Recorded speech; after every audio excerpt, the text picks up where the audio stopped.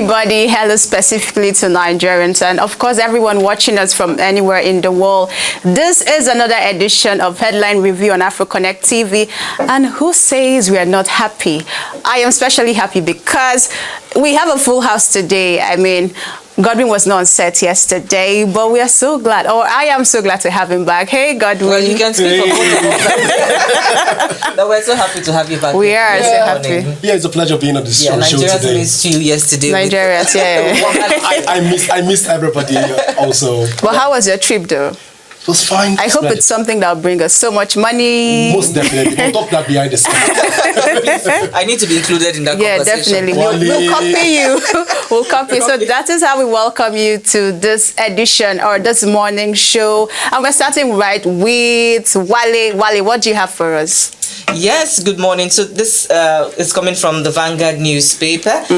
President Tinubu to attend the inauguration of Senegal's president-elect. On Tuesday, President Bola Tinubu will depart Abuja on Tuesday, April 2nd, 2024 for Dakar, Senegal, to attend the inauguration of Senegal's president-elect Bassirou Diomaye Faye. A statement issued by the special advisor to the president on media and publicity, Chief Ajuri Ngelale, explained that the president's trip is at the invitation of the Republic of Senegal. The president will be accompanied on the trip by the Minister of Foreign Affairs, Ambassador Yusuf Maitama Togar, and other senior government officials. President Tinubu is expected to return to Nigeria after the conclusion of the inauguration. I'm so happy that we're having a very young person as the president-elect of Senegal.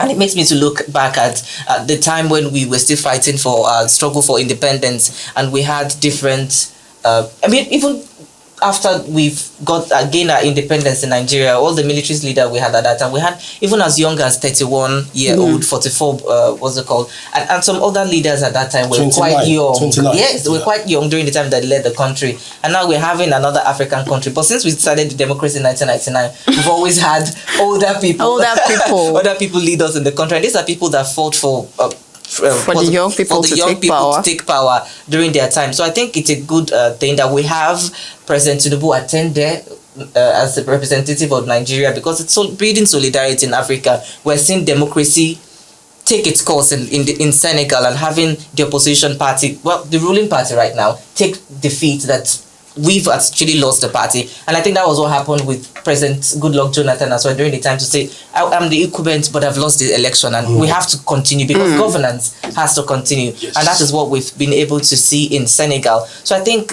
in the spirit of brotherliness, we can have President Tinubu attend. But the question remains, how many people is President Tinubu going with this trip? Because we talked about cutting costs of governance yesterday, and the government has touted itself as an administration that is always about making sure that the resources has been spent in the right places. So how many? We told that the Minister of Foreign Affairs is going to be attending, and some other people. I hope we're not going to have an entourage of 50 or 100 people attend with the president, and we want him back in the country immediately after that. Yeah. Again, Wale, in addition to that, my thought was tilting towards a particular direction, and that direction is, do we need the Minister of Foreign Affairs in Senegal for this occasion? I'm just thinking, for me, if we're trying to cut costs, do we need, how many presidents in Africa? I know President Bola Tinubu currently chairs a regional ECOWAS. So I'm thinking at this point, when it was inaugurated, how many African presidents? Yeah, we had quite a few. Yeah, but did they come with entourage? That's the question. You understand where I'm going? How many of them came with it? I know they were there. They came to celebrate with us. But how many people followed them? How many of the Minister of Foreign Affairs also joined them on this visit? Except the president is saying that this is an avenue for us to build a fiduciary relationship between a sister state, and also enter into a bifocal relationship, probably for business purpose. And we can say, okay, it's fine for Minister of Foreign Affairs, but then your president was given an invitation. the president should go. Should go.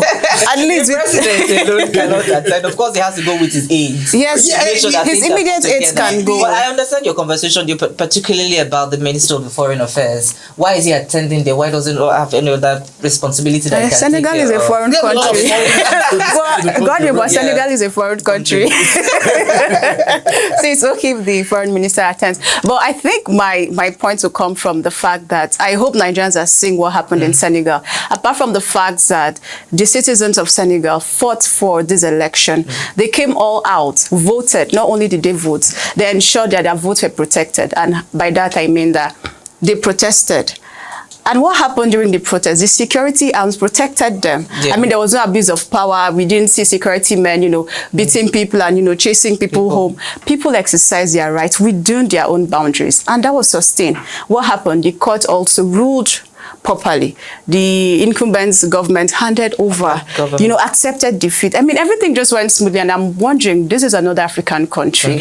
Can this happen in Nigeria? I hope that when protesters go out to, fight for their right, clamor for their right, they will not be chased away, We won't see all of those things. Draw from so many lessons. So I actually love the fact that our president is going. I'm just saying, he needs to take all of this lessons. He needs to see how things are done there. And then when he comes here, we want to see these things implemented. Because yes, we all have our own style of leadership, but when we see good things, let's try to emulate it. We want to see that the rule of law actually exists. We want to see people exercise their rights and then they can be protected, adequately. Exactly. And really, it's just to the president, Daye, and, the incumbent president, Marcel, doing all of that. Doing It's all of that. beautiful. And we wait to see what is going to happen with policies. It's a young man, so a lot so of- we're looking for innovative ideas to come from him, the young but man. we can't dwell too much on Yes, that. so let's move on to the Punch newspaper, where the explosion rocks Lagos Cantonment Army allays fears. The explosion was said to have occurred on a farmland in the cantonment. As at the time of filing this report, details of the explosion were still sketchy, and there was no report of casualty. While confirming on Monday the explosion, the Nigerian Army described it as a major incident and urged residents to remain calm. The Army, in a statement by its Director of Public Relations, Major General Oyema Nwachukwu, said its engineers' explosive ordnance disposal team has condoned off the area of the farmland where the explosion occurred to conduct a thorough investigation into the cause of the explosion. Now, Lagos State was again thrown into a very, almost a near chaotic state when people started hearing bomb blasts in Lagos. This happened sometime in 2002, where we were in Lagos and we were hearing doom. I was just a young man then. That description is very descriptive. We were wondering what's going on in Lagos. And a lot of people lost their lives in that incident. It was now we can laugh over it, but then it was a serious issue because anywhere you are in Lagos at that point, you'll be hearing the sound of the bomb blast, and it continued for hours. People were running helter-skelter. Of course, we didn't even know where to run to. And funny enough, there was one super story then that we used to watch, this super story scenario. So Shango struck and killed people. It came like a thunder. That it was shot on Thursday. I think like on Sunday, we started hearing the bomb. So we were asking, as a young child. As a young child, as Shango come to visit Lagos. But then, this is an explosion that shouldn't be in the first place. Exactly. But then, nobody is above mistake. Things could have happened that made this explosion. I like the way the Nigerian Army and spokesperson came out to allay the fears of Nigerians that they're already on top of it. But then, why Ikeja Cantonment for the second time? Why?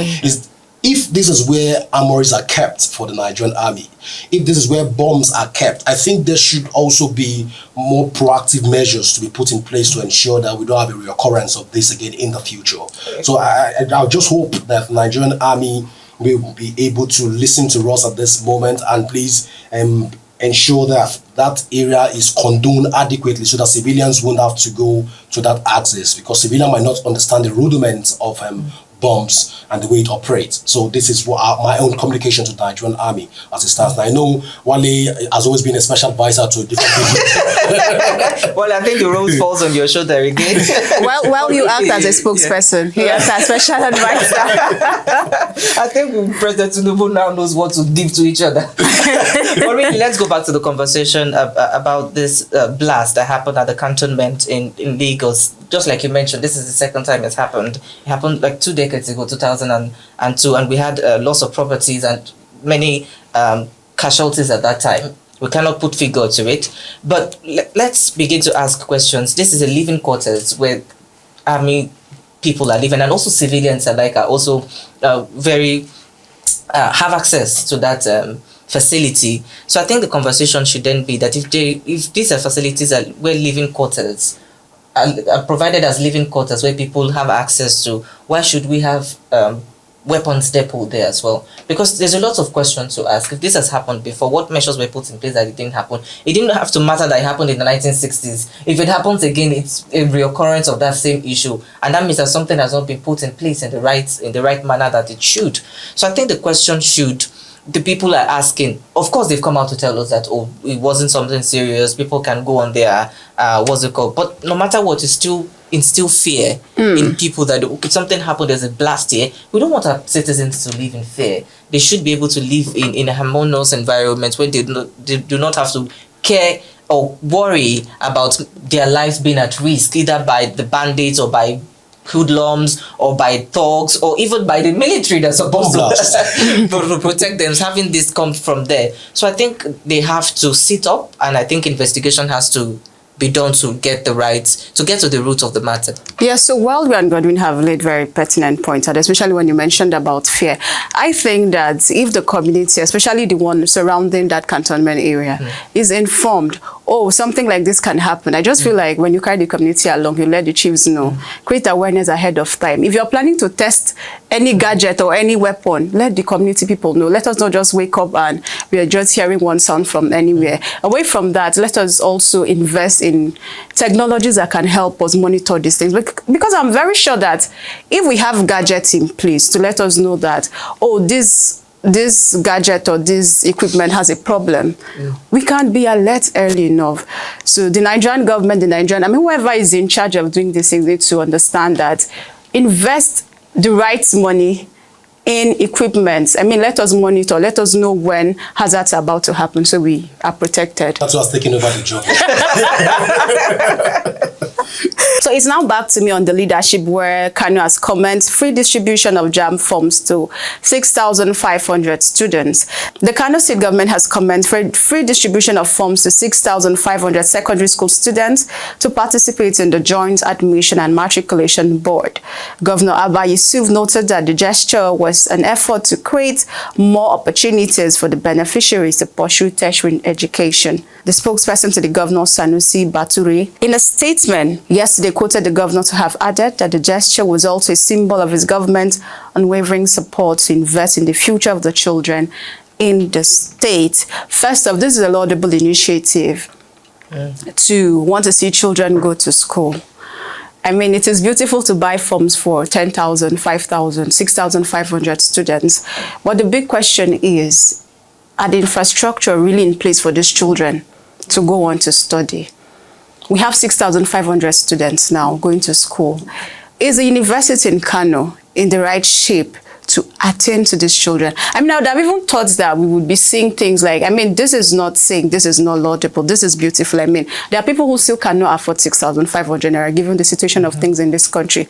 But then, I think the bigger problem of many parents in Nigeria or guardians is not even affording the JAMB fee. It is ensuring that the education is continued. And by that, there is, how is it called? Admission fee. There are a lot of, clearance to still do before you get into school. You have to pay all of that. There's school fee. So I'm hoping this becomes free education for students in, students in Kano, young people in Kano. Those are the kind of initiatives we see. But seeing it starting from here, it looks like there's a bright future. It's a sign of, it's a good omen. It means like something good is about to happen. But that's what we want. We do not just want to see people, every day people buy JAMB forms, people write JAMBs, and then they go back to sit at home to sell things, to hawk on the street. But we want a situation where they don't just buy JAMB forms. They are able to see themselves through school.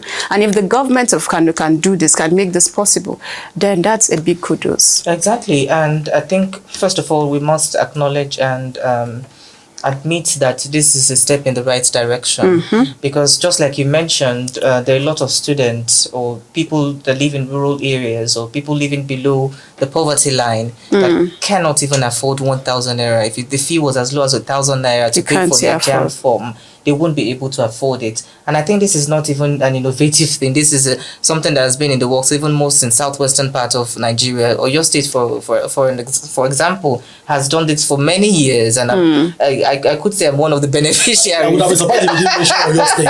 I would have been surprised if you didn't mention your state. As well. And most of us at that time, and I'm not sure if they're still doing it now, but most of the people at that time were able to afford their WAEC fees because the government paid for it. The government of Alawa Kala, the government, the administration of Ladoja, administration of the late governor, I've forgotten his name right now. His name escapes my mind. But this administration that continued to prioritize education, and they realized that we cannot just allow them to go through secondary school. Most of them will not write their work. Most of them will not write their NECO or their JAMB if they do not have this help or support come in place. So I think it's a step in the right direction. But how many students are we being paid for? This is just 6,500. I'm sure there are tens of thousands or even millions of children or school children in Kano State that needs to be paid for. And I think to the larger context of this conversation, it then talked to us about the issue of education itself, the standardization of education in Nigeria, and we've seen from the federal government, students' loan that they want to provide to students, a lot of opposition, a lot of commendation,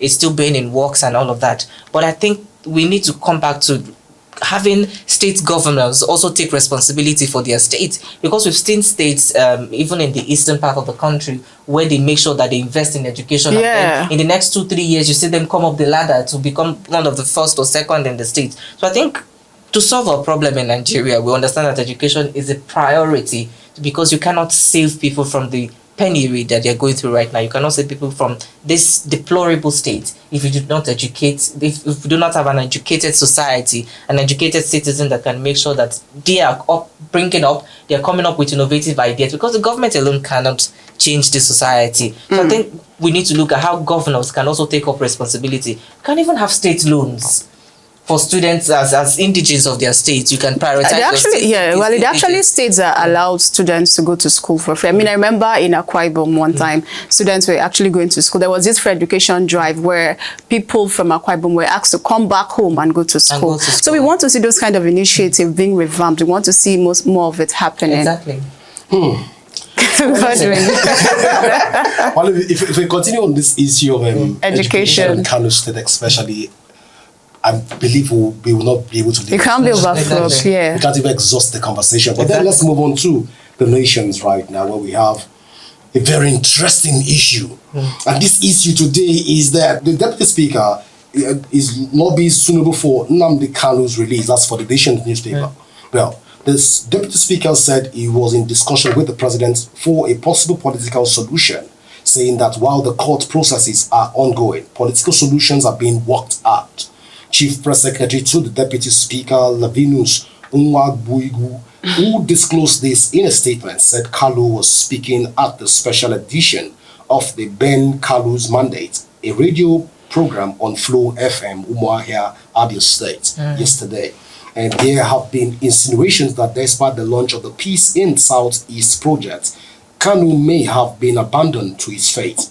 But Deputy Speaker, who said he can never abandon the IPOB leader, also gave indications that Igbo leaders will soon meet with the president to discuss a number of issues, including the release of Nnamdi Kanu.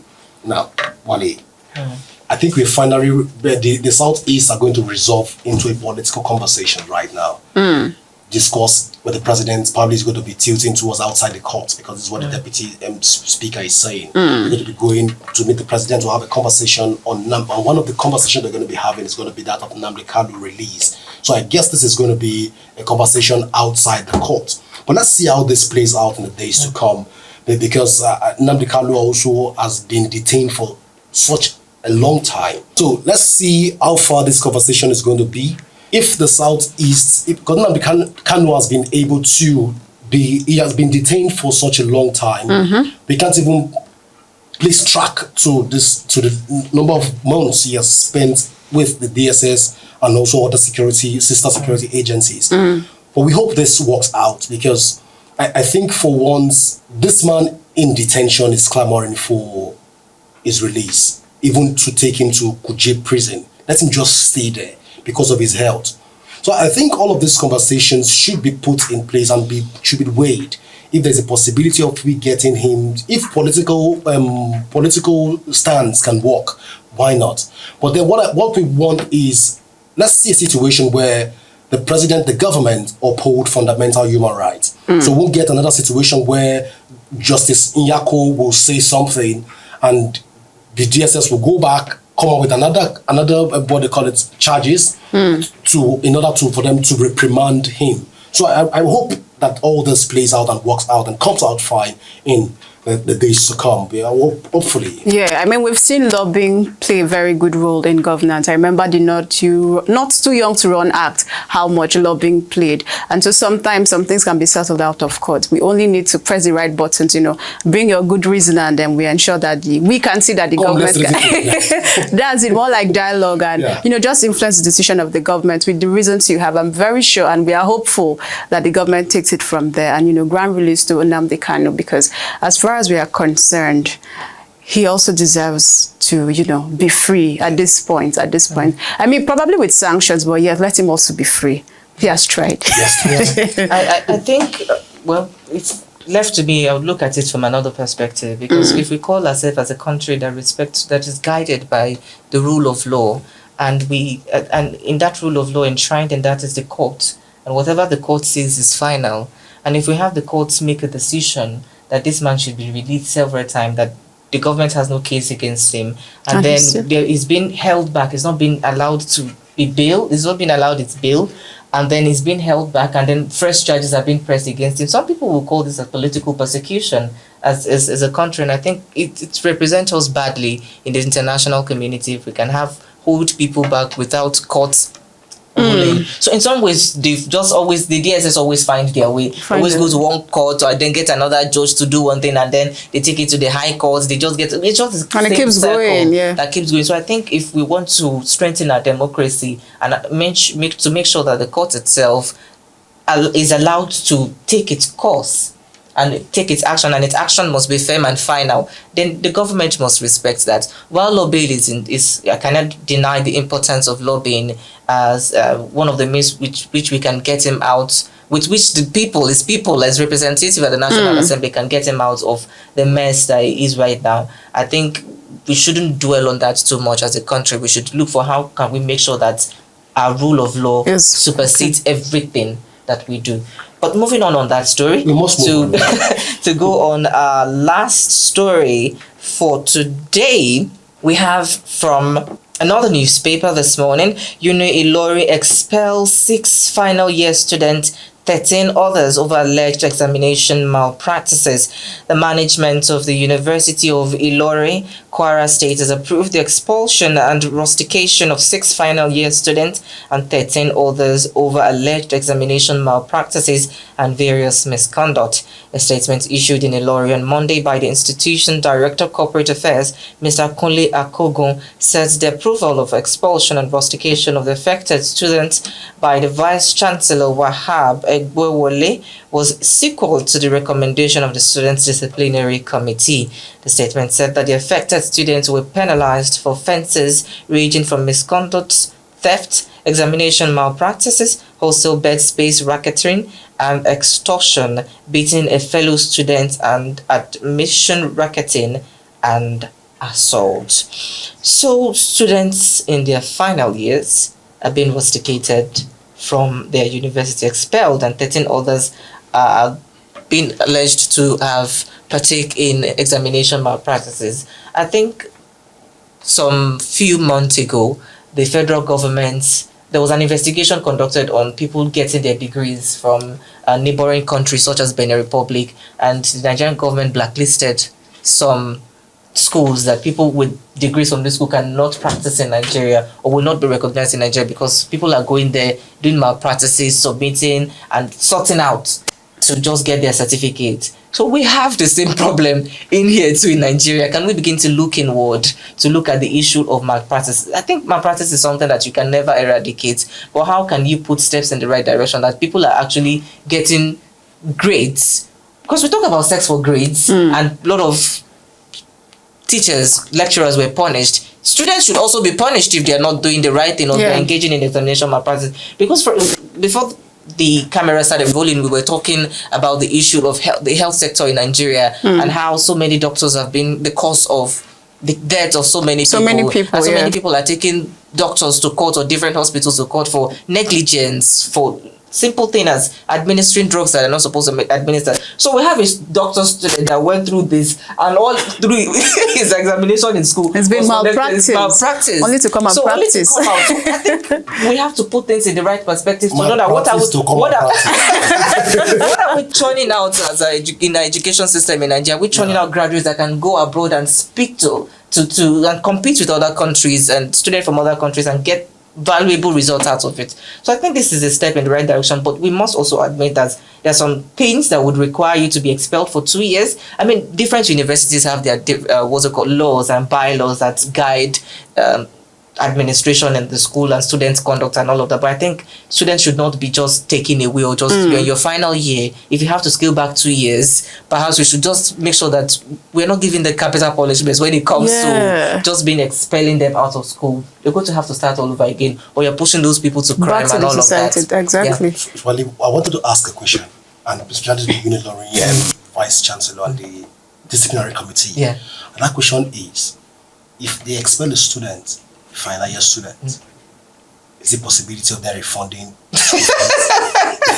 But you know that's not possible. We already know the answer to that. It's a friendly question, Chinatu. The reason why I'm asking is, when we begin to whip children as we're growing up, parents begin to whip their children. We got to a point where no matter how you whip, the child does not enter. The child has built momentum. Exactly. So at this point, can we look for more residual approach?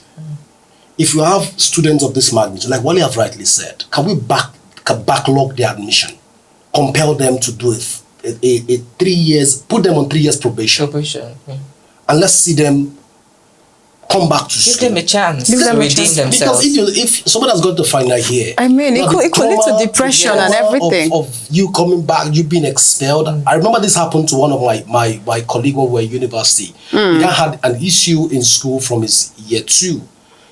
It was not sorted out.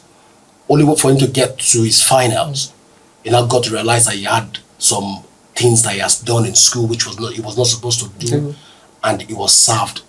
It was expelled from the school. As soon as he saw his name on the notice board, the guy fainted. The mother that came all the way to come celebrate with the son, the mother started crying. Now, what that have done is that we've thrown the family into a state of comatose. So, can we look for a better way to address these issues of expulsion? Exactly, Godwin. Is it traditional? Can it be improved on? Lori, is that something we can do to be able to ameliorate this situation? Definitely, exactly. there are things. This is not sanctioning what the students have done. We're not encouraging what they've done, but we're saying that if you whip with one hand, you can correct with another hand and make sure that things are put in the right perspective and they're not thrown into the streets to just become a nuisance. Exactly. I mean, we understand how sex for grades is a thing in Nigeria and how malpractice is a big deal. But then, like Wale has said, we cannot just, correct wrong with wrong. It's beautiful to want to sanction them and make them pay for what they've done. But then again, let us also look at the psychological effects and the later effects of what happened to the society. If we keep just churning out half-baked graduates out of school, because the after effects comes back to us and it affects all of us. I mean, the doctor who graduates, who is not properly graduated. No, the doctor who doesn't go through school and allow school to go through him adequately will come out and inject you. You might not know. I mean, we keep saying God forbid, but you don't dictate these things. It just happens. But I think we have to call it a day here, Godwin and Wale. And it was a very interesting conversation we had. And I'm very sure we've been able to proffer solutions and our opinions on some matters. So until we come your way again, my name is Chinatoji and I've been with Adewale Olashupo and Godwin Sunday. And together we're saying bye.